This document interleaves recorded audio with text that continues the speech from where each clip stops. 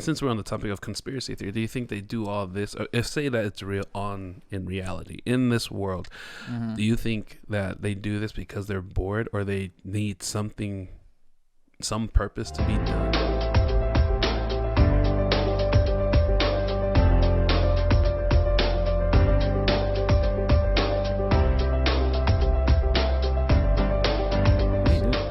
Oh, just posted the picture that what's his name wanted up. Ha ha ha! We're finally doing this podcast. Oh, yes. Crap. I don't know what to do with my stickers. I really don't. I don't want to waste them either. I want to put them on something that I'll use forever. Put in your other water bottle. Don't you use like a regular water bottle all the time? No. It's just those. The ones from the church. Yeah, put them on. Oh, no. You don't want to put them on there? You told me not to put it on, and I agree. I don't want to put it on there. Well, you can't put it on the mic. Oh, shoot. This one's different, though. It says volunteers? Yeah, volunteers. You make a difference, so... Oh. Why don't you just get another, a bigger water bottle and put them on that? Find your own thing, bro. Find your own thing. Well, that's what I'm trying to do. I don't know what to do, but... I was gonna ask you to put it on the keyboard, but it's not your keyboard. No. It's not our keyboard. No, it's not. Aren't you planning to get a new laptop? There's a lot of things that I'm planning on doing. Wait, is that me?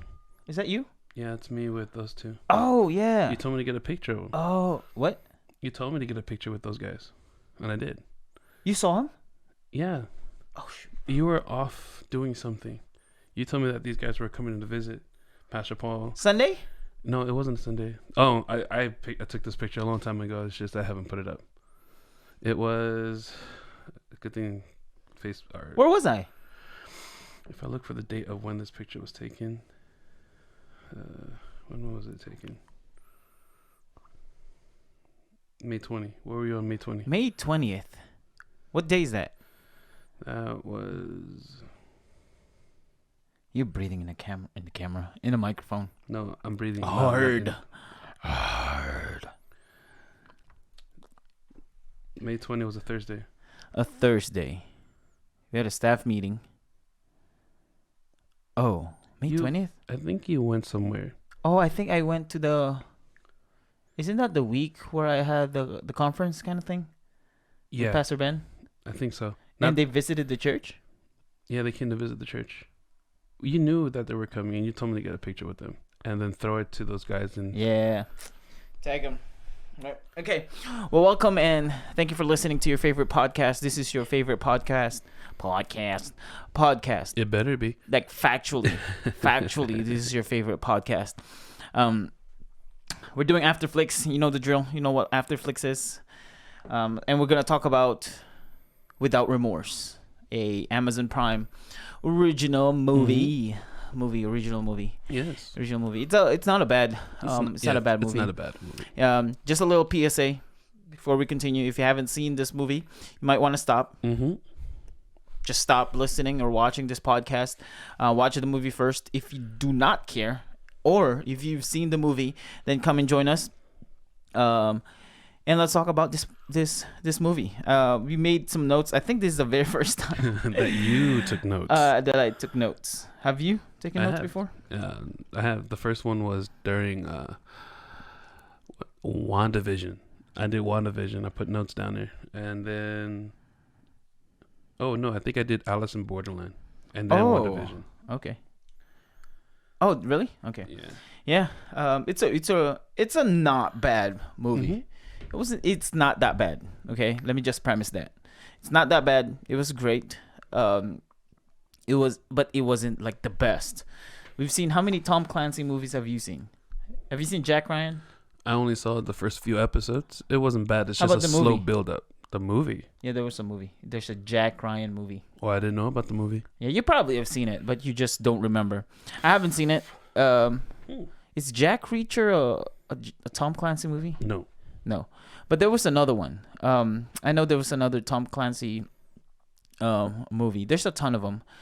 But with this one, it's not that bad. I think Michael B. Jordan carried this movie like greatly.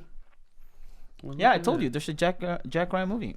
Yeah, I've seen. Is that Chris Pine?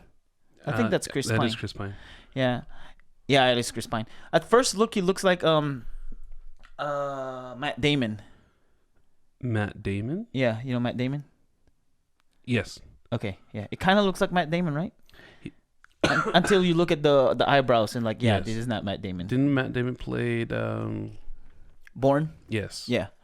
Kind of looked like Matt Damon at first glance. Wow. Like, whoa, okay. From a distance. Oh, he did some of the Sum of All Fears? Yeah. Oh, talking about Tom Clancy? Mm-hmm. Yeah. Yeah, he did a ton of movies and a ton of shows. Well, it's a book. And then, Tom Clancy wrote books and became movies and then games. You know what I mean? Games, I did. I thought Tom Clancy was a game producer. Oh, really? Yeah. You didn't think that it was Tom a book? Clancy was an actual person that does things. Tom Clancy, and it's originally books. Yeah. But yeah, it was, like I said, Without Remorse. It's a watch movie. You gotta watch it. You gotta watch the movie. It's an action-packed movie, and it premised the typical vengeance or revenge. Mm-hmm. Revenge. Yeah, revenge movie. Yeah, it's a typical one of those where super soldier. Not super soldier serum, but a very good soldier. A very good soldier. He's a Navy SEAL. Yeah, who retired and then killed his family, and now he's getting his revenge. It's apparent, and there's a lot of movies just like that. Like the movie The Foreigner. Have you seen The Foreigner with Jackie Chan? I saw that one. Such a great movie. So it's same premise. You know what I mean? I thought he was going to save his daughter, not take revenge. No, killed his daughter. They killed his daughter. A suicide bomber killed his daughter, and he's trying to look for, like, give me the names. I need the names. That was one of his very few serious movies I've ever seen done. And then, which is funny, because compare The Foreigner and that, and this Without Remorse. One of the people that works for the government is behind the whole thing. It's the same thing with The Foreigner. You know what I mean? Like a lot of movies are just like that. But this one made it. I think this movie is unique in a way that Michael B. Jordan, John Kelly. I don't know, for some reason I feel like what he did, sacrifice his life with the trying to save his people. I feel like that's more unique, but it's not, but kind of is. You know what I mean? Like trying to sacrifice his life, and then he survived and killed the secretary. I don't know, and then he's a ghost. I feel like that's a little more unique than any other movie. Since you put out on that, his character shifted very quickly. Like death of his wife, he went psycho. Well, it's a soldier first, and then retired. Death of his wife, and that was then typical. Went psycho. And then with the wife. But then his character build up when he went psycho on the death of his wife, wants to go for revenge. And then he meets up the one who assumed to be the enemy, but he was just a pawn of the enemy. Yeah. And then he came to his senses. That's the unique part where he explained that they're both just pawns and he just had to die. You know what I mean? Mm-hmm. Like, you just need to die. And it's like, what does that even mean? And then he explained. I'm like, oh, that makes sense. Yeah, they were both pawns in the bigger scheme of things. Mm-hmm. And then he came to his senses. Right. Then he became more humane into concerning about the men that were there, and changing his thought towards Ritter. Yeah, Ritter. Because Ritter, I give credit to the guy who did his character and made him seem like the bad guy. Like, you hated him, didn't you? Yeah, we did call it though. Yeah, we both did. He was annoying. See, but that's a common trope with a lot of these movies. Like, the person that they're trying to make it look bad is not really the bad guy. The bad guy, and you notice not that obvious. Yeah, it's not that obvious. They make it not that obvious. But they really made his character really annoying to seem like he was the bad guy. And then when it turned out to be the secretary who's the bad guy, I should have known, because the secretary was a big name. character. You know what I mean? He's just he. You mean the remember actor? that? Yeah, the actor. Yeah. Because remember we had this conversation where if it's a big name, he has to be carrying a big role. Yeah, just he can't be just an a simple, extra. Yeah. Yeah, like going back to the same example from before in the movie Incredibles. Yeah, Incredibles 2. Yeah, with where Usher was. Usher, yeah. It's like it can't be. So this person is a big name, so he can't just have a supporting role or all of those are supporting roles, but he can't just be an extra that just so happened to be the secretary. I should have known that would be the case. I guess we were just both invested to the movie. At some point, I got invested with the movie because when we started off, we were really being not articulate, but deductive, or how do I focused on how the movie was made and everything, and then the momentum stopped because at some point we had to pick up the pace after the fact. Yeah. And then it got back into the action where I felt, at least me, I got invested into the whole story build up, the action and this and that, and then but it was good. Like the first, because we watched this twice, not 2 times, but in a 2-part. We watch it 2-part. We not intentionally. Oh, I mean, it is intentionally. That we okay, let me go back. It was not intentionally that we had to watch it in twice. 2-part. We weren't planning to do that. That's what I'm trying to say. It just so happened that after 40 minutes we had to stop. From some reason. But anyways, so the first 40 minutes was action packed. It was so good that when they raided when they were in Aleppo, the whole fight scene was really good. Aleppo. The fight scene where they were being ambushed and not ambushed. Yeah, they were ambushed, right? Yeah. And then they found out it was the Russians instead of they're not Syrians. They're Russians. Oh, okay. So you're talking about the opening scene. Yeah, that's Aleppo. Yeah. On that opening scene, I think I like how they opened where it came into a calm area of maybe the terrorists or not, who knows, and then all of a sudden you see the guy walking by the pond, and did he get shot first and then I don't think it's a pond. I think it's a fountain.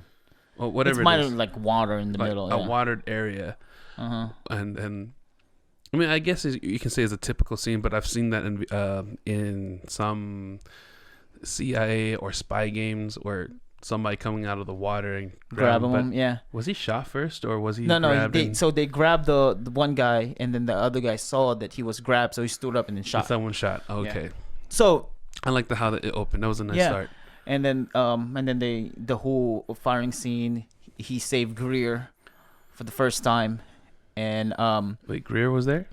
I forgot in the opening. Yeah, she's the one who fell down. Oh, that's right. He went for her. And then Ritter said, and this is the first time we hated Ritter, because he said, "No, we're gonna leave her. We have to leave her. We gotta go. We have the package, which is the hostage, and now we gotta go." But he said, "Nope, I'm gonna, he saved her." And then they found out that they weren't Syrians, they're Russians, and they're delivering.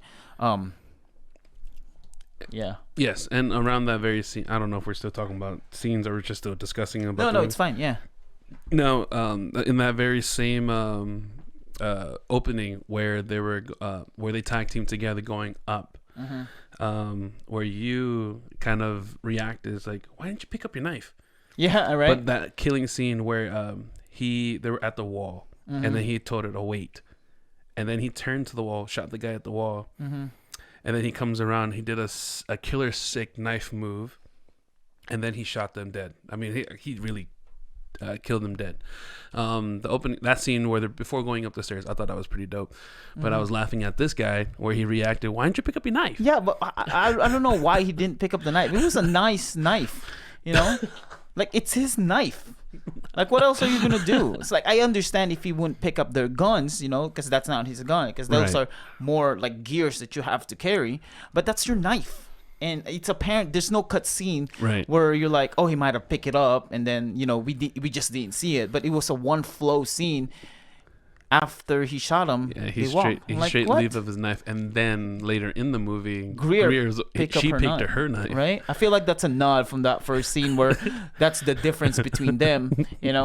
Like John Kelly won't pick up his knife back, but Greer will. I was like, I guess John Kelly's like, there's plenty of knives in the U.S. So let's just leave it. Yeah.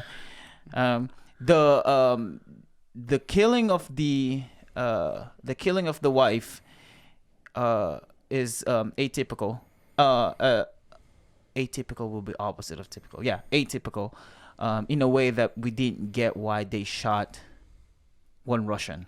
And it makes sense towards the end of the movie, because I don't think I've seen that before, where they kill people and then they kill one of their men. Yeah, and it makes sense. It makes sense now after we watched the movie that they wanted to do that to implant, because they want to start a war. Between the two. Yeah, I kind of feel like that movie made it like conspiracal, like a conspiracy theory, how the government wanted to start a war because people who makes guns, tanks, and all those making a lot of money. Real. Anything involving the government, there's always conspiracy around. Right? Yeah. Involving them. Like, because a lot of wars. I was listening to one of the podcasts. I think it was Logan Paul, Impulsive. He said that some of the wars, like the only war that we know there's the bad guy, is World War II. With the Nazi. Like there's Hitler, and he was a bad guy. That's the only war that we know of where we can see there's really a bad guy that we need to eliminate. But the other wars, it's like Korean War. It's not necessarily according to them. Korean War. This is the reason why I said according to them, because I didn't really I didn't do my studies about this kind of wars. I just know him. But Korean War, like Mexican War, Vietnam War, it's like there's not really any enemies, but it seems like as if we're just bullying these people so we can, I don't know, either control them or get fuel, I don't know, oil or anything like that. I don't know, but I know for sure is World War II, we have our main enemy, which is the Nazis. You know what I mean? Yeah, that kind of makes sense. If I look back in history, I don't really know who is the enemy of World War I. All I know that existed, or the Korean War, or the Vietnam War, or the Cold War, Mexican War. Yeah, these minor wars and so forth, or could be major, but it's not well. Not only to say that there's an enemy, but it's not well out there compared to World War II, if that makes sense. Yeah. And even the secretary mentioned that. It's like he said that we need a way bigger enemy, which is, like Russian has been our biggest enemy. So we need them to start this whole thing so we can have war and they can make more money, I mean, since we're on the topic of conspiracy theory, do you think they do all this? If say that it's real in reality, in this world, do you think that they do this because they're bored or they need some purpose to be done? So there's a lot of conspiracy theory behind wars. So one of them is making money, because they said that the same people who supplied us the gears, like tanks and guns and all that, is the same people that supplied the enemy tanks, gears, and all that. You know what I mean? So they make money off of that. So just like the Secretary of State or the Secretary of Defense? Yeah, the Secretary, what he said. The economy, it boosted. Right. It boosts the economy. And second, there's a conspiracy theory where they want to euthanize people, like eliminate people, because there's so many people, so they want to eliminate them to boost the economy as well. So it's like that movie Civil War. Right, yeah. So they start war because of that reason. Now, there's a possibility as well that they're just bored and, they're maniacs, and that's psychopaths. You know what I mean? Yeah. There's a possibility. I have to agree, because even my economics teacher, no, not my economics teacher, my, what do you call that class that talks about, I was going to say puberty. It's, economics? No, government. My government class, my teacher then. He just told me the real criminals are not the ones you see on TV or that's listed. The real ones are in politics. Yeah, I mean, because think about this, right? And this is where the part of the conspiracy come in. If nobody gets sick, what's the purpose of hospitals? You know what I mean? Now put that in government. If there's no problem going on, what's the need for government? To govern a whole nation. Yeah, if everybody's at peace and everybody's obeying the laws, what's the purpose of police? What's the purpose of the government making laws? You know what I mean? If everything is just what is that word? Not eureka. Euphoria? Utopia? Utopia. If everything is just a utopia and everybody's getting along well, There's no point for a government. So how would you keep maintenance on everyone? That's what I'm saying. If it's a utopia and it's peaceful, why manage it? Like if you own a company, right? If you own a company and all your people are working the way you wanted them to work, what's the need for you to be there? You can just sit at home and do nothing. Well, granted, if the world was such a utopia or such a peaceful place, but people are different individually. I know. That's why they need to make conflict, so they will stay in power. So it's more for power. So yeah, it's more of power and money comes with power and all that things. Okay. You know what I mean? And like I said, that's a conspiracy theory. It's not proven. I don't know if it's going to be proven until these people who conspiracy theories are near to not proved yet. A lot of them are. Some of them are proven. So a lot of them are not. If it's proven, so is it still a conspiracy theory? Yeah. So no. Yeah, you're right. So if it's proven right, it won't be a conspiracy theory. It will be a fact. You know what I mean? It's a conspiracy theory because it's not proven yet, or they haven't admitted yet. So anyway, going back to this. Mm-hmm. Let's talk about errors real quick. Errors, mistakes. So the at first in the first scene, do you have any notes about errors or mistakes? One of them that occurred to me, it's the most obvious one. I guarantee you caught that. Mm-hmm. Is that he didn't catch himself on fire when he went into to the flaming car. You know, I thought that scene was pretty dope. Yeah. But because I say that is that in the beginning, before that whole ordeal, mm-hmm. he poured himself alcohol, vodka all over his body. Yeah. And that's inflammable. Is it flammable or flammable? Inflammable. It will put you to flames very easily, basically. Inflammable. Yeah. Inflammable, and that never happened. He just went into the car without getting touched. That was one mistake I thought, but I mean, scientifically speaking, that didn't happen. That shouldn't happen. Opening the door makes sense because it will take time before, even though it's a short period of time, it will still take time for the door to heat up. You won't be able to hold it. You know what I mean? What I mean is that. But I know what you're saying. Yeah. If he didn't pour the alcohol on him, the vodka or whatever that is, whiskey, it still makes sense. It will make sense a little bit that he can open the door and enter. But the problem that we notice is he poured alcohol on him. So that will be inflammable, whatever that word is. That should catch him on fire. What else? Yeah. Hold on. Let me go ahead. One other thing is in the beginning. I just thought it was a problem. Then I realized no, it will make sense because they're spies, or they're trained soldiers.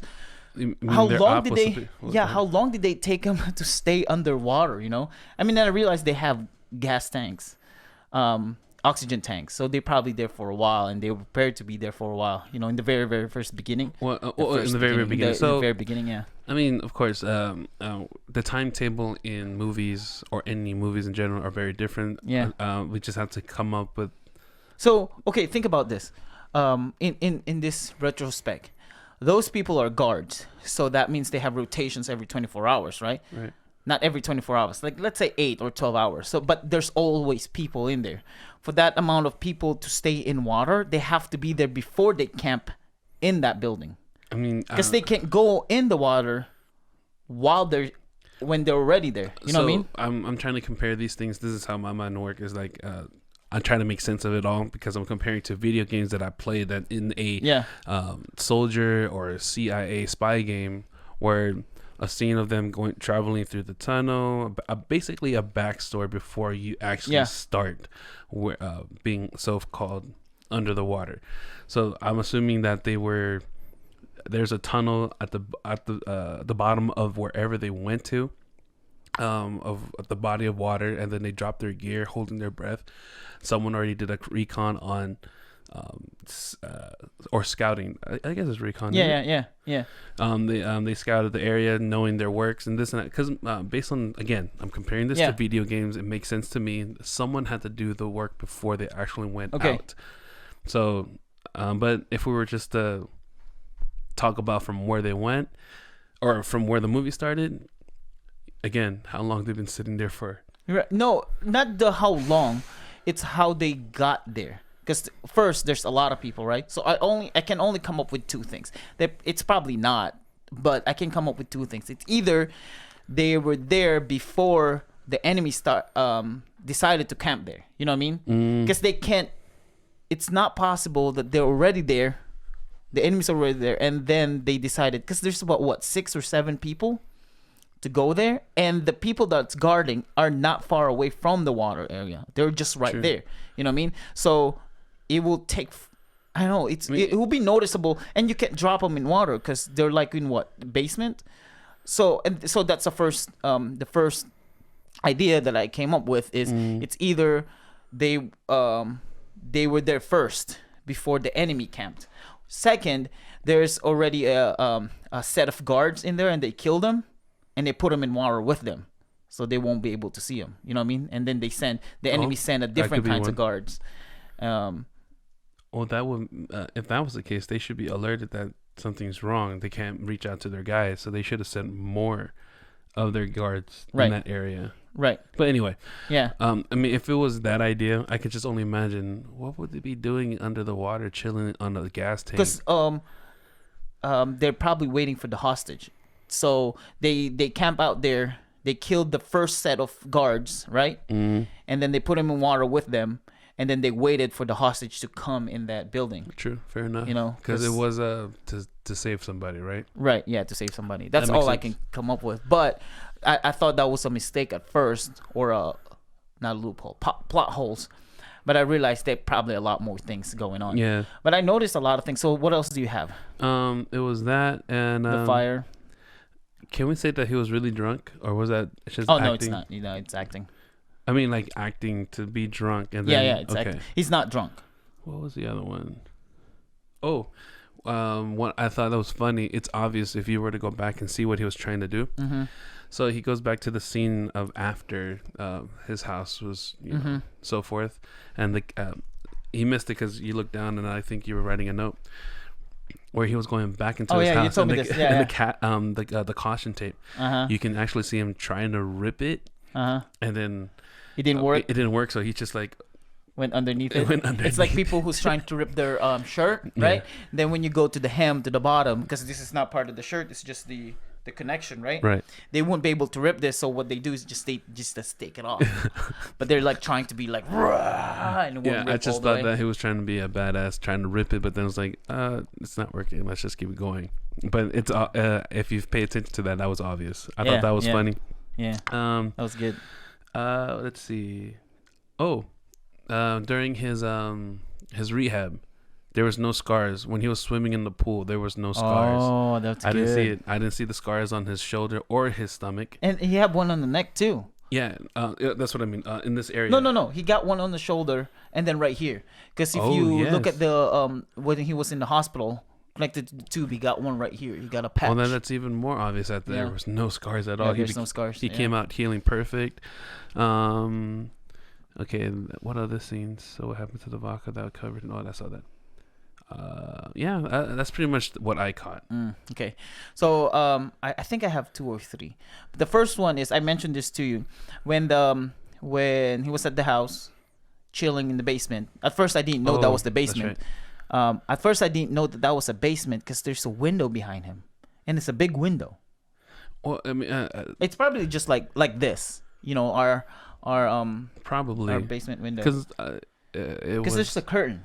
You know what I mean? So I assume it will be a basement, but it's an underground window where you can see it outside. I could only assume it's a basement only because but it was a basement. Oh, yeah, okay. Yeah. It was a basement because he went downstairs when he came back to his house, and he opened which by the way was an awesome idea to put whatever you're hiding in an empty boiler. You know what I mean? That was epic. That was really smart. I mean, like, yeah, that was really smart. There's so many spy movies or soldier, former veteran movies, soldier.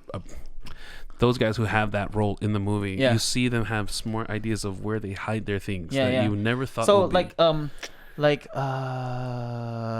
is that movie? John Wick.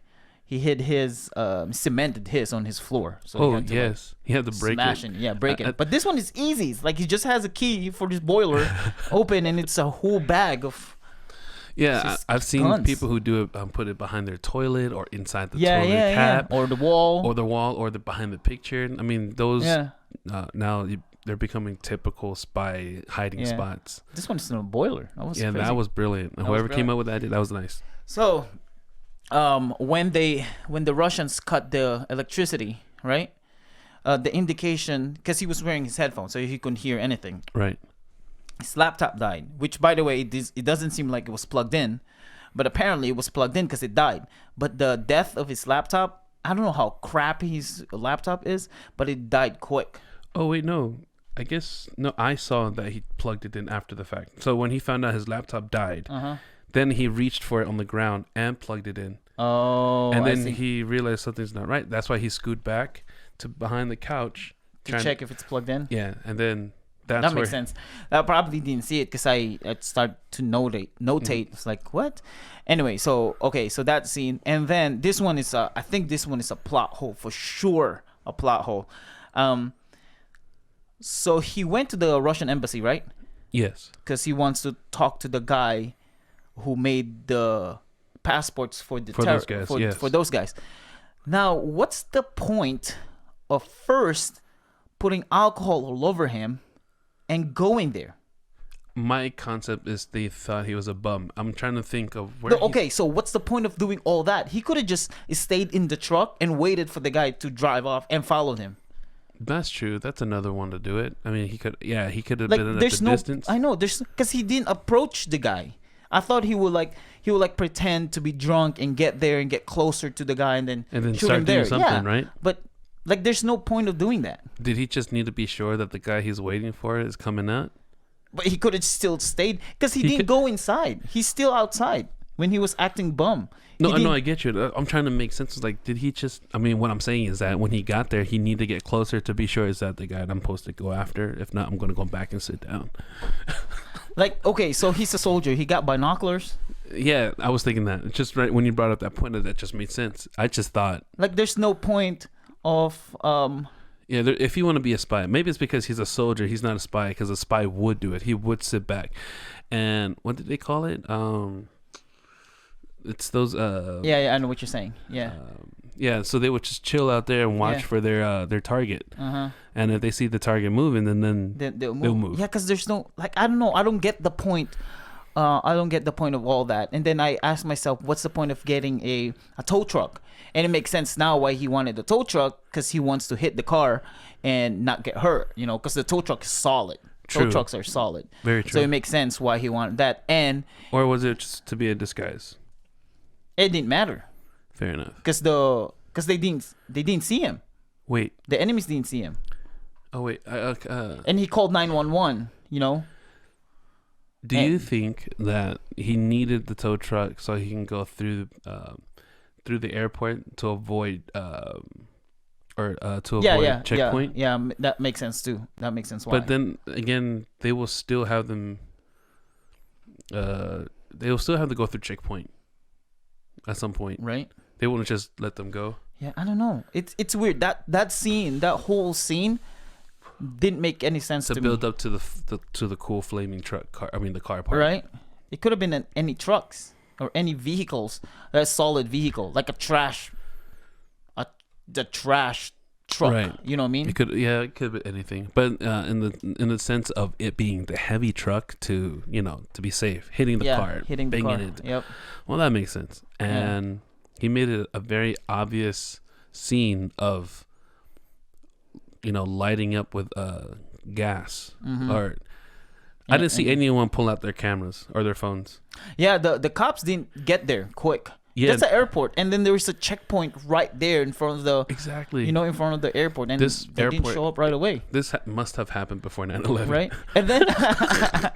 And then so the guy, right, the ambassador, right. If he's really an op or a part of Russia, right, and he's an operative for Russia, he gave out that name before exactly seconds before he died. He could have just kept. Playing the badass guy's like not say anything until he dies. But he had to say the name and then die. I know that's part of the movie. I guess because he mentioned there was a little bit of hope. It's like, if you don't tell me that, you're just gonna die. So he's probably assuming that he's gonna let him live. Right. I don't know. After he got what he wanted, he just popped this. He just put a. No, he didn't shoot him. He just died. He shot him in the back of the head. When he got the name, he pointed at the back. No. He shot him twice. He shot him on the leg. Yes. And then he shot him again on the shoulder. Yep. And then he said the name and then died. He didn't shoot him. He just died. After he said the name, he just died. That's right. I remember because you know what I mean? I think he died out of shock, like all the pain and the blood. Yeah. It's like, I don't know. Well, it's weird. It's not like a soldier. He looked like a flimsy man that sits behind the desk. Well, if you were like a Russian operative and you're a spy, like, you wouldn't give out the name that quick, because that was quick. I thought he wasn't an operative. He was more. He was an ambassador, but It's like, he's Russian. That's what I'm saying. He's not just a nobody. Well, I guess he's just gonna die. I guess you're right. I see what you mean. You know what I mean? So there's that, and then the last part with the Secretary of State, State Secretary, when they hit the railing in the water, he's not wearing seatbelt and he didn't get injured. Because the impact of so the railing, that's fine. The railing's probably not that strong. Secretary of Defense. At the end of the scene, Secretary of Defense. That's what they call him. And then when he hit the water, that should have been a slam. For real. But he wasn't wearing his seatbelt. The moment he put his seatbelt on, I figured something was gonna happen. He's gonna crash into something. Yeah. I was expecting him to fly out of the car. Yeah. The Secretary of Defense. Forgot his name already. Wait, did John Kelly wear his seatbelt? No. Yeah, I know. That's what I'm saying. And then he hit the water. He did not at first. And then it showed that he put his seatbelt on. I was like, that triggered me to think, he's about to do something. Yeah. Okay. I didn't see him wear his seatbelt at all. But when he sunk under the water, you didn't see it remove his seatbelt. But it's already off.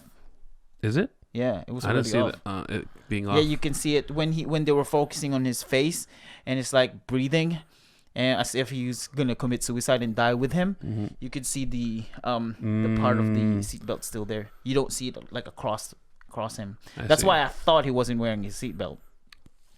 But yeah, that impact should have hurt the secretary, hit his face, big time. And killed him right there, maybe, or even him. What I don't understand, I guess it's because he's a psychopath. At the moment, he was a psychopath, and he finally achieved what he wanted. Yeah. What's the point of telling his killer, or the killer behind the one who caused all this, to shout out his daughter's name? Oh yeah, that's another one. That's another one that I have. Like the Pam. What the heck? No, that wasn't his daughter. That's his wife. It was his wife? Yeah, remember the tombstone says Pamela. Oh, you're right. Yeah, it answers my question. Because you even said that. Oh yeah. All right. Yeah, it was Pamela. Yeah, like there's no point, and he kept yelling it. Like, as if there's hope. No, John Kelly kept saying, "Say her name, say her name," and then he kept saying, "Pam, Pam." Like, for the one who's dying, I guarantee he's shouting because he's hoping that he might let him live. No, but as soon as like the water is already on him, and he's still yelling, "Pam." Like, this dude is not gonna save you. Like, it's apparent. You already said it like 5 times. This dude is not gonna save you. Stop yelling. And also, I mean, I guess I get the yanking, like, because you're hopeless. You know what I mean? Like, you're desperate, so you want to keep doing it. It was his only sense of hope to shout for the name that might free him. Yeah. But I mean, of course, he's dying. He didn't want to die. He's shouting out his false hope, but he's just watching him die. But to me, when he finally got to where he wanted. Yeah, we're so loud. But yeah, so I don't know. Yeah, when he finally get to where he wanted, he didn't seem satisfied. Yeah, and he just like kept telling them, say her name, because he even said it to what's the name of the Russian guy that he's trying to track? With the Russian name, yeah. Rykov, something like that. Yeah. The one that they were after. Right? Yeah, and he said, "You're gonna say her name. You're gonna say your name before I kill you," and he didn't because he blew up. Well, it's because he told him the truth that they were both pawns. Right. And it shocked me that he spoke English clearly. Yeah, that's why I said I don't think this dude is Russian. Even Ritter was surprised. Well, Ritter was his character was confusing because there were so many scenes where, as if he was looking for something, or okay, so when they finally got to the lobby, he's looking. I don't know if he was just looking out for their six, trying to make sure no one's trying to come through the door, but he made it seem he was looking for somebody. So before they went to the lobby, he was upstairs. No, I know what you're talking about. No, I just think, the movie's just making him look like he's part of it. Right, but then it made towards the end where John cleared his name is when he was showing kindness for him to go dark. Yeah, and it was just too quick for his character to change. That he wasn't the guy. He wasn't the bad guy. I don't know. Maybe he was confused. Maybe he was disappointed. Just shocked that the guy that they were after, the Russian operative. I think he's just shocked that it was CIA behind all this. That not CIA, because it wasn't CIA who was behind it. It was Secretary of Defense. Well, yes, but he was working with CIA because the guy who... No, but Secretary of Defense is not under CIA. Oh, CIA is not under Secretary. But he said they have a head of the CIA, which is the woman. Right, and they work together. He just noticed that her name. He mentioned her name. He said he knows her very well. He just knows her, but it's not necessarily like. So Secretary of Defense is under. He's taking care of a lot of things, and one of them is CIA, but it's not direct. So you're contact. saying you think Rykov Rykov went rogue? Because he said he used. He did say he used to be CIA. No. So the Rykov, or that Russian, works for for Russia. Well, yeah, because okay. Remember, so CIA is a spy. Russia and America wants war, so they're working with each other to start war. So his Rykov is like, because that's why John Kelly said he is just me. In Russia, he's a version of him in Russia. Victor Rykov. Okay. Yeah, Rykov. So Rykov is just a version of him in Russia. You know what I mean? But he mentioned in the beginning, before he turned around, he asked John to tell. He says, "Did they tell you that I was from CIA?" He mentioned that. I heard him say that. Did they tell you that I'm from CIA? That I don't know, because it's like, because the whole Russian group in Aleppo and in Russia, in Russia, are just Russian ops. They're just Russian ops that works for Russia. And well, you know how CIA do have double agents, or somehow they assign agents who may be familiar. Or because it could be just that CIA tried to kill him, so he went to Russia. Maybe. You know what I mean? And the CIA didn't know, because they expected the woman and Ritter are both they were both shocked. Now that we know that Ritter is not a bad guy, they were both shocked that he's still alive. So they tried to, because he's not. So by then it makes sense that he's not part of CIA anymore, because they but they thought he was dead. So he disappeared and went to Russia, and now became a Russian op. Fair enough. You know what I mean? So. Interesting. Yeah, because the woman and Ritter were both shocked when he said he was Rykov. Yes. Oh, that's true. That's right. You know I remember now, going back and when they were in this. It was a warehouse with a what did you call those? Cargo. Yeah. And it was an office. Yeah, I love that they specified that there's an AC right there. You know what I mean? When he opened the door, there's an AC unit right next to it. I was like, I love that they specified that, because it's gotta be hot in there. There's no ventilation. It's just closed. So it's like, yeah. So I think he was just a Russian op. Maybe It's either a Russian op, original Russian op, or it used to be CIA, like what you said. But all we know is he has perfect American accent. That's all we know. And, yes. So I think that's it. That's all the mistakes that I noticed. I love that the Greer, her of course her gun will jam. You know what I mean? She made it to the scene, and she's trying to shoot. It's like, what? It just hit me. It's like, she's a lieutenant. She should know that her clip is out. Why didn't she change? But right. After explaining that her clip or her gun jammed. And like, oh yeah, of course her gun will jam. Speaking of Greer, I have to say this out loud. Okay, she's cute and all, she's all right, but I didn't think she suited the role as lieutenant. She's too cute to be a lieutenant. No, she's too feminine, in the sense. I expect her character would be something like the female in Jack Reacher. She was more tough, yeah. soldiery. Mm-hmm. But she kept her feminine side, like the look between John and Greer. Yeah, in the airport. It's they made it seem they got some history going on. Yeah, that's why I told Wakka when we were watching this, I'm like, if they kissed right now, I'll quit. I'm done.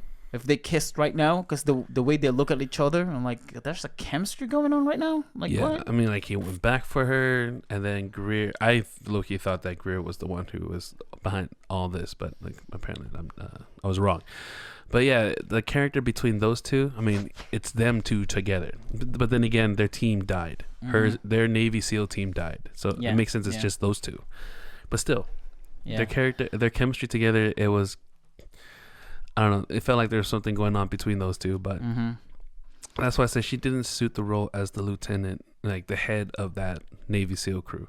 I like it. I think she's suited for it, but we can She's disagree. just cute. I mean, it would have been nice if they want to keep it, the African American person. It would have been that guy that played in John Wick, the guy that was at the concierge or at, he would have been fitted. He's always like the general or some if you think about like a black general or a higher person, it will be him. Like, you can always picture him, you know what I mean? It could be him, or again, I'm terrible with names, or the guy that played in Thor, who was in charge of the sword. Bifrost. Crap, what's his name? He's Charles Minor in The Office. But yeah, I know what you're talking about. Wait, I think Oh, he played a role in The Office? Yeah. He's one of the most hated character in The Office. Yeah, because he played the character really well. You know he's British?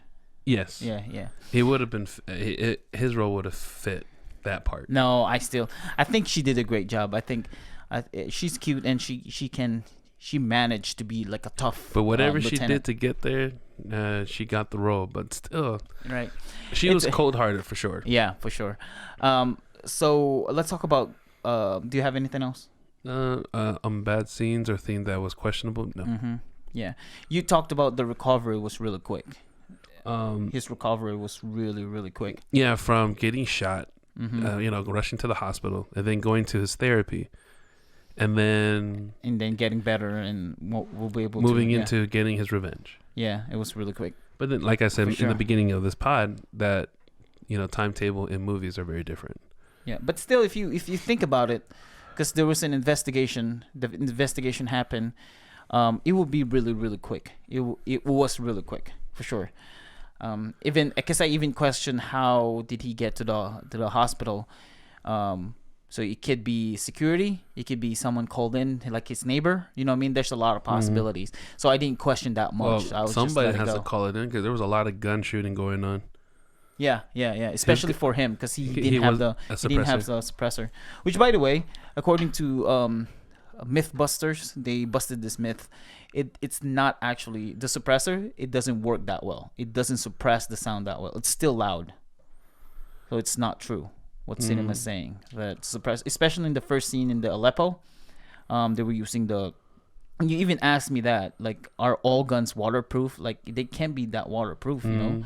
But the suppressor, it doesn't work that well. It doesn't suppress sound. Well, that makes sense because you won't be able to hear it like few meters away, few feet away. Yeah, it's still loud. Yeah, you still be able to hear it. You still hear something. It's just like not it's still that loud. bang. Like it's not that bang, but it's also not like. You know.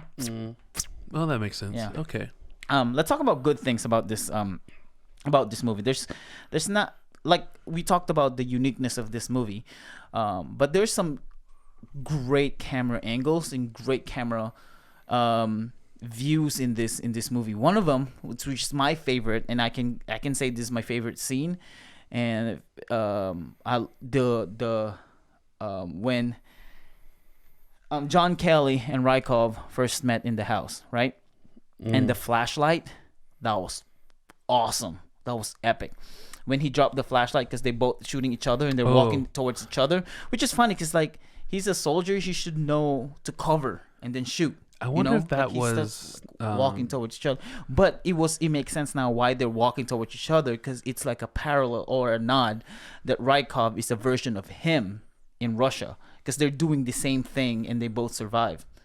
You know what I mean? It's like a parallel, a connection that they are the same, character of different countries. The only difference between them and Rykov, or him and Rykov, that Rykov accepted his role, where John decided to avoid it from being a pawn. Yeah. That was the opposite. But I guess you're right. That killer scene where they're in the beginning, where he was killing those who invaded his house. That was brilliant. I'm talking about the flashlight. Yeah, that what I was rolling around, and then it stopped on his face. That was epic. I wonder if that was scripted. That was really good. Oh, it's gotta be scripted, because it was too perfect for it to just go around to him, to him, and to him, and then stop on his face so he can recognize him.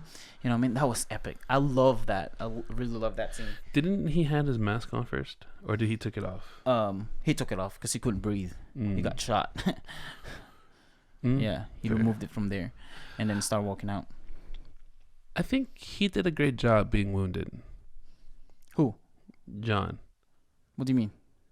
That very same scene. It's just for me. I think he did a great job faking the his pain scene, where he got shot, and both on his his neck, shoulder. Oh yeah. I was looking. I was like, yeah. I think that was he did realistic. A great job. And then him dragging himself to his wife, like pulling the sheets. Yeah. You know what I mean? Yeah. And then just passed out there. There's a lot of things that we realize that's actually the more realistic way of doing things. Even like the explosion. Yeah, the explosion. It's the first explosion with Rykov. That was realistic. Right. Very realistic. I thought that was, most would blow up the whole building, or at least the whole floor, to crumble. Yeah, I thought that or half of the building. Right? But this one, it's still the building standing up, and just windows and some of the pillars are just broken. That room that was damaged. Yeah. Well, the second floor too, because it's like the ceiling, which is the floor of the second floor, or the upper floor, will destroyed. Oh, another thing that we talked about when watching it, another mistake or a plot hole is, after the explosion that he did, he changed his clothes real quick. Yes. Like, he was already damaged, hurting as he was going down. And I thought at first, because I waited, because you mentioned that. So I think I mentioned this before. The difference between me and Wakka when we're watching, he will think better if he speak it out loud. So he's not necessarily talking to me. He's just speaking it out loud. Yeah. So he wasn't waiting for my respond. So if I don't say something back, he won't feel offended, because he's just saying out loud. Yeah, I'm just reacting and expressing what my thinking is. Yeah, I was quietly just watching it. Just so you know, because I try to keep my mouth shut, because every time I keep talking, he tells me to be quiet. Yeah, sometimes I do. So I'm controlling myself. Yeah, but recently, like 2 nights ago when we were watching it, I didn't say anything, because I know that's how you think. So I just have to block it off. Yeah, and I don't respond at all. And I was like, he won't feel offended if I don't respond, because I know he's not really talking to me. I'm just reacting. So anyway, when he mentioned that, man, that was quick change. So I waited. I said yes, but I waited. I was like, I wonder if he only put the vest on. Maybe he's still wearing his uniform and he got dusted because the explosion happened. So he's maybe just wearing the vest and the gas mask with the hood, because he's wearing a hood. And then I waited, and then when he got to the base, he removed the vest, and then there's a bulletproof vest underneath it, right? Do you think he just wore over that? No. And then the brown Russian army suit, or Russian army uniform. I was like, oh, so he changed the whole thing. He had the whole thing on.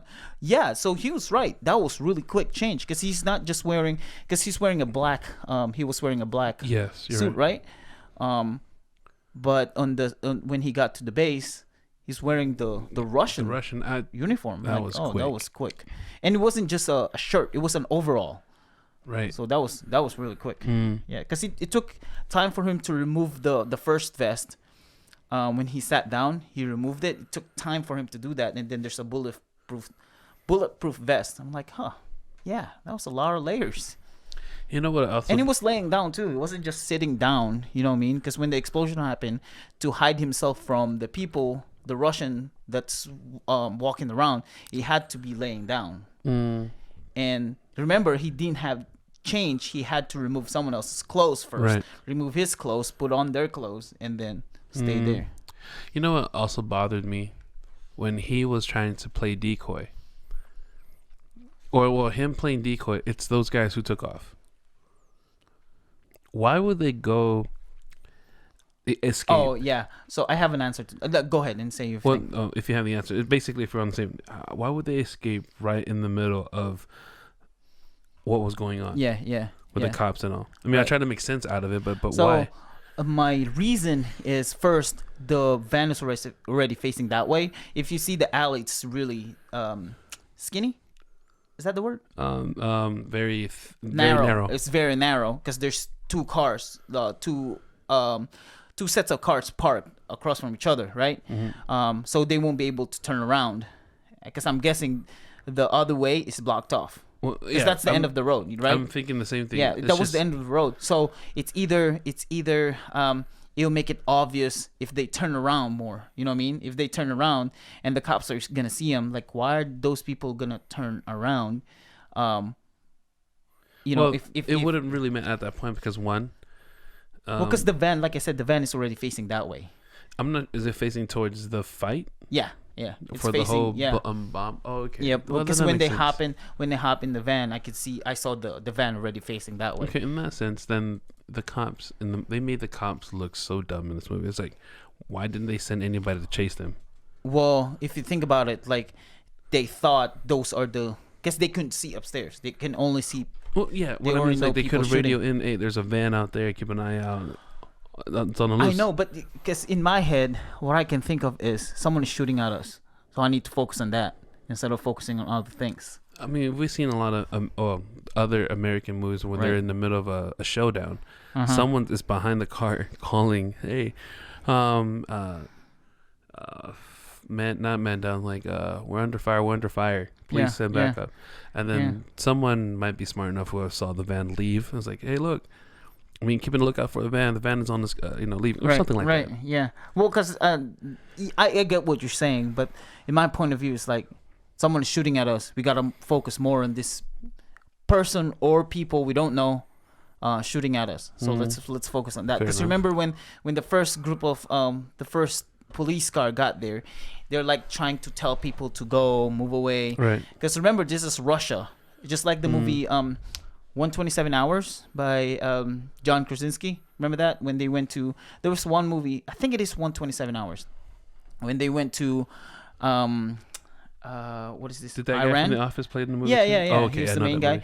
And I think it's 12 hours. 12 hours? Yeah, because it was I remember 12 hours. Yeah. Anyway, that movie... Well, after the war, they looked out and they see people just watching TV and doing nothing. Yeah, 13 hours. Yeah, 13 hours. People just watching movies, watching TVs while the whole fight is going on. And because it's like, oh, this is just another day in this day in Russia. Right. So it's to people, it's like, oh, this is just another day in Russia. You know what I mean? It's almost They're like probably like used to it. How you guys are used to having storms flying over the Philippines. Yeah, right. So it's okay, that makes sense. That's what I can think of. This must have been a rough town then, right? Man. They'll probably think, oh, just another person. Another day in the neighborhood. Took a wrong turn in this alley, so now he gotta pass by through us. But I know. It didn't make sense. Why would you go through? Because I asked that the same question. Like, all right, but then again, this is how the guy directed the movie. So of course, this is how it's all planned out. But still, it just made me think. It's like, why did they think of doing that? Right. Yeah. Because they could have decided that the van should be facing the other way and then drove away. Another thing is that they during the whole shootout, they did a lot of focus on him. He was shooting back, but a lot of focus on John Kelly, trying to survive. Not in any action-packed part, though there were. It's just those scenes where he's hiding, trying to avoid shots. I'm like, okay, come on, think of something. Keep doing. Well, I mean, I get it. You're changing your bullets, your weapon. I don't know if he was trying. They're trying to emphasize the fact that he's thinking a way out, or whatever. Or maybe dragging it where it seems like he has no other choice but to die there. You know what I mean? True. Like that will be the end of him. You know what I mean? But he decided that, I have all these grenades, so there were a lot of grenades. Yeah, a lot of grenades in his backpack. Another thing that didn't make sense to me is it's always been like that, like the picking up the guns, the enemy guns. Like I don't know what's up with main people not picking up enemy guns. You know what I mean? Like you notice this with a lot of action movies. I do, and every time. So at first, when he tossed the grenade and he was fighting these people and ran out of ammo, he didn't have any handgun. He punched this guy, choked him with his own gun. I remember that one. But he didn't pick it up. Yeah. He didn't pick up the gun. He just trying to reach for the bag, and then when he reached the bag, he found two other guys. That's when he picked up the gun. Like what? In all the in movies that I've noticed or behind the scene concept is that they have those guns. I'm not sure how, but they trace. They have tracers. They not tracers device, but they're a way of tracing them. I don't know how that works. Yeah, I doubt it. I'm going to look that up because that bothers me because it's almost in every movie. Like you mentioned, every movie, the main character surrounded by weapons. I mean, it will make sense if it was like the end of the world. What does it matter what kind of gun you get? But they always stick to their main weapons and avoid the enemy's weapons. Yeah, but you can still take the gun and then once you escape, ditch it. Yeah. I don't know. So, no, I see that in a lot of movies. So I don't know what's the concept behind that. I'll look that up later. The enemy's gun. Yeah. But going back to, because we turned it all back around, the good parts of the movie. Again, I did like his acting of how he was dying. And then what else? What do you like? What I like is Michael B. Jordan's performance in this movie is really good. His acting in this whole movie? His acting is really, really good. I haven't seen, what is that boxing movie that he was in? Creed. I haven't seen. I've seen the first one. First one, good. second. Yeah. The second one I didn't. But in Black Panther, he did Killmonger. He did a great job. I don't know why some people we know don't like it. Really? No, some people that we know don't like him. Oh yeah, you're right. I don't know why. I don't know why. He did a great job. Yeah, I think so. Some of the scripts in the Black Panther that he said, it was all him. Oh, they nice. Like the High Auntie, that was him. Apparently, they said it wasn't. It wasn't scripted. Script, yeah. But they added. I wonder if he's really good. I wonder if he's that guy that his attitude is like the guy in 24 Hours. 24 Hours. Well, it was a series, or that one guy 24. You're talking about 24. Yeah, 24. But I thought it was 24 Hours because it's just 24. Really? Yeah. Okay. They say that guy was a snob dude. Oh, really? Yeah, the one that played the Hulk the first time around. Oh, you're talking about Ed Norton? Yes. He wasn't in 24. I think I seen him as a preview at one point. I guarantee I seen him in a preview, but I guess he wasn't. Yeah, but Ed Norton is a snob. He kept changing like scripts and all. Yeah, it's really hard to work with. Yeah, I think you're the one that told me that. Yeah, I think he changed the script for, what is that crap? Fight Club. He changed the script for Fight Club. Did they follow that change? Yeah, and he's taking the credit of how Fight Club became Fight Club because of him. A lot of people said the movie was good. I still haven't watched it yet. The movie is good, but you got Brad Pitt in it. Like, come on. Yeah. Well, true. So with this movie, Michael B. Jordan really carried the movie. Him and Ritter are two of my favorite characters in this movie. Actors, they really did carry the movie. They did a great job. Ritter, Ritter's role was played a good role. I did like him because he was irritating me. The fact that he was irritating me, he did his part. Yeah. You know what other? But I know I'm going back with it. But again, it's all about the movie. What was the point of him in the cell with all the water? Oh, the water is to make the floor slippery. Well, I get the floor. Okay, well, yeah. But then he was waiting, like putting it all over. Yeah, so if they try to grab him, it will be slippery. Okay, that makes sense. Yeah, because I asked the same question, like, what's the whole point of this? And it's also cinematic to make it more cinematic. I was hoping for more action in that part. I mean, like in most typical Chinese movie, at least in the small area or action-packed, someone who knows karate or some kind of martial arts or kung fu, in a very small space. Then there's some kind of action going on. Yeah, and they only sent 3 people. They did. Yeah. They only sent 3 people, and then later on, a whole army came out the door ready to take him down, and then he got saved by the marshal. Marshal cop. No. How was he? What was he expecting to happen? Because he said, "I'm gonna snap his head. I'm gonna start snapping heads, right?" And close the door. They won't be like. That's not a permanent solution. Because eventually, something's gonna happen. Yeah, I guess he was anticipating what was coming. Oh yeah, you're right. Because he said, "I don't have any more time." Because when he was talking to Greer, he said, "I need it right now." Because I don't have any more time. Well, true. Yeah. And then to the Russian facility of all places to be arrested at, it was in a Russian. Oh, he mentioned that because he said when Rykov said death will follow you. Not Rykov. It was the guy in. Oh yeah. Who was it? It was the ambassador. When he first called him, right. He said death will follow you, and he told Greer they put me in Russian with the Russian mob. He said that. So it was purposely, and makes sense now that we finished the movie. It was Washington or the Secretary of Defense put him in there on purpose, so he'll be killed by the Russian mob to make it look like a war. Yeah. So it makes sense. But overall, he did. I agree with CB that his role in this movie was good. His acting, his part, being psycho. I think it really hit me when he was in that in the apartment where he was just going in his mind racing, and then he had a gun in his hand. And the lighting in that scene. Since I have a little bit of knowledge, because this guy with lighting make it seem that he was really going crazy. It was like the lighting in the apartment made it seem it was a rundown. He was going and it was a cheap kind of apartment. He was going crazy where he poured the alcohol and all. I thought that scene was pretty good. Yeah. Did you see? Because I saw it coming. When I told you, it's always like the camera angle. You just have to notice the camera angle. When they put a camera angle or camera motions, that something's gonna happen. So let's say when he hit the ambassador's car, the camera angle was there's so much space right here. Just a third rule of third. Stop doing that. Sorry. The rule of third with the driver, right? And I knew for sure he's gonna hit it because of that camera angle. That camera, there was an angle like someone's coming. Yeah, someone's coming because the camera is facing this way. The driver's right here, and then there's so much space in this way. Yeah. So I knew for sure something's gonna hit. So I expected that too.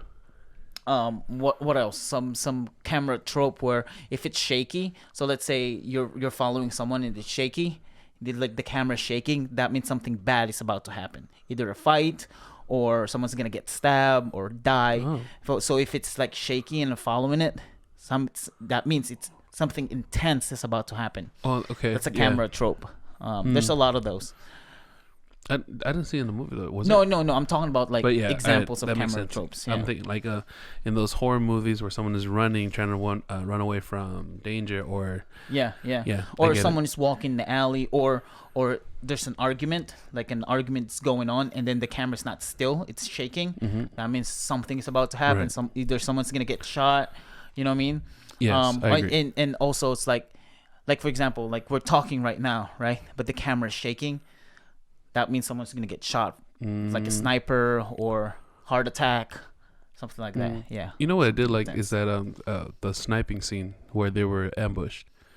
They were sniped in all corners. In all corners, yeah. And that was unexpected. The sniper got them one angle, and then the second sniper came out. I was like, okay, I expected that. And then the third one coming out from the way out, now that was new to me. Yeah, when they opened the door, they really wanted them dead. Yeah, it was totally planned out. What else?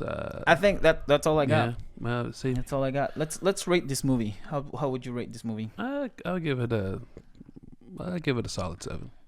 Yeah, I'll give it a 7.5. It was a 7.5 movie. I was trying to see it between 7 and 8, but it was a 7.5. I don't know if we can do points right here. Like if it's 8, it will be a good movie. Like there's no plot holes. There's no like. The only reason why it's a 7 instead of a 5 because of Michael B. Jordan's and Ritter's acting. That's it. And those some two of the actors camera are angles. great. Yeah. But because of them, that's why it's 7.5. I thought it became a 7 more because the ending was too dead. Full pun intended. Because he died. Yeah, he's a ghost. True. It's just I expected like a hardcore ending. Like he would have continued as a like a Punisher. You know how Punisher finally got, or there was a movie in the Punisher where he cleared out this whole enemy scene and all, and then it turned out to be good. He disappeared, and then something hardcore happened. Like something heavy, but this was too cheesy at the end, where there was some kind of romance between the lieutenant and Kelly. But yeah, it's still a 7. The whole movie was great. The acting was good. Ritter again, he did a great job fooling me. Yeah, but I saw it coming that it's not. There's a traitor in them. I don't know who it is. It could be Ritter. It could be someone else. But I know someone is. I expected it to be an inside job. It inside made sense. job. Yep. One of the actors in there, I was surprised. I mean, he was in it, but he died so quickly. Was what was his name? He played in as one of the as a hero. Where is it? Character. This dude. Oh, okay. Yeah. Say his name. You gotta say his name because people are watching and listening to us. Keith Webb is his character name, but the actor is Gigandit. Gigandit. I don't know. He played in a couple of movies like. I didn't know. He played Twilight. I remember. He's that guy. Okay. Gotcha. And Priest, and I guess all these movies were the ones I watched. Pandorum, he did Pandorum too. Okay. Anyway, solid 7. It's a solid 7. Yeah, 7.5. All right. Well, if you enjoyed the movie, if you watched the movie, let us know what you think. If you don't agree with what we talked about, or if you missed a lot of things or anything, just let us know in the comment section. Where can people find you in the social media world, Wakka? Yeah, you can find me in almost everywhere, just not as active. Again, social media is just more of a scroll in the window of my phone while I'm on the toilet or anywhere else. Anyway, but Facebook, the code name or the name is Wakka127 or FFX Wakka127. You can find me there. And yeah, and my name is CB. You guys can find me on the Gum Fam Show. Just Google it, the Gum Fam Show. THE. You're that good? You're not Googled? GAMFAM. And you'll find all my social account, Facebook, Instagram, Twitter, TikTok, and all that. LinkedIn. And you guys can also Google the Maximum Filipino Show, and you will find all our accounts, including Spotify. If you're watching this on YouTube, welcome and thank you for being here. If you just want to listen to it, you can go to Spotify. If you don't have a YouTube account and you can't put your phone to sleep and still listening, you can go to Spotify and do that. Just look up the Maximum Filipino Show. You guys can also email us. Make sure to like, comment, and subscribe in this podcast. We will highly appreciate it. And tell your friends about this. If you've seen the movie, if you have a friend that's seen the movie and you want to let them know, hey, yo, there's a podcast about shows and about this Without Remorse movie, and they thought it was 7.5, and I know you like this movie, and listen to what they think. Have them listen to this. And then that's it. We'll see you guys later. Later. To me, CB and Wakka. Late. See ya. Bye.